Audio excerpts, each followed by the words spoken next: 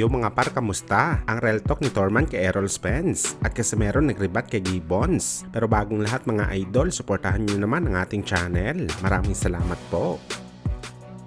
So mga par, halos 2 buwan na nga po ang nakakalipas matapos mapulbos ang Unified Welterweight Champion si Errol Spence Jr. sa kanyang mortal na karibal na si Terence Crawford para sa undisputed fight. Bagamat hanggang sa ngayon mga idol, patuloy pa rin ang pagpaparinig ng isa sa mga karibal ni Spence, ang dating Unified Champion na si Kit One Time Thurman. Kung saan mga idol, ayon kay Thurman, malaki daw ang respeto nito kay Errol Spence bilang isang tunay na champion sa bakbakan. Pero nakakahiya daw ang pinakita na performance nito sa laban niya kay Crawford. Lahat daw kasi ng mga boxing fans pati si Thurman nag-expect talaga kay Spence na makakapagdala ito ng magandang laban kay Crawford, hindi talaga nangyari. Kung sakaling si Thurman daw yun mga idol ang nakalaban ni Crawford imbis kay Spence, posible daw siya makapagbigyan ng umaatikabong bakbakan at talagang sasaktan niya ng gusto si Terence Crawford sakaling makalanding ito ng power shot. Kung papansinin niyo daw kasi mga idol ang galawan ni Spence sa laban, parang nagpa-picture taking lang daw siya sa harapan ni Crawford, kaya kumain ito ng malulutong na kamao. Ang ibang boxer daw kasi mga idol, sabi ni Thurman, yumuyuko para iwasan ang suntok ng kalaban, gumagalaw ang paa sa side, pero si Spence pag yumuyuko parang napakuan ang kanyang talampakan sa canvas. At ito daw ang mga bagay na hindi gagawin ni Thurman sakaling siya ang lumaban kay Crawford. Dagdag pa ni Thurman boy mga idol, maswerte daw si Errol Spence na si Yordenis Ugas daw ang kanyang nakalaban sa unification fight niya sa WBA, dahil sakaling napagbigyan daw siya ng pagkakataon na makalaban si Spence sa mga oras na yon. Malamang pareho din daw ang gagawin ni Thurman kay Spence kung paano daw siya dinurog ni Crawford sa bakbakan, o baka patulogin niya pa ito sa ibabaw ng lona. Well, dito nga pumasok sa isip natin mga idol, kung malaki ang kumpiyansa ni Thurman na wasak si Spence sa kanya, paano pa kaya mga idol ang mangyayari kung si Manny Pacquiao ang nakalaban ni Spence sa bakbakan? Dahil kung matatandaan nyo mga idol,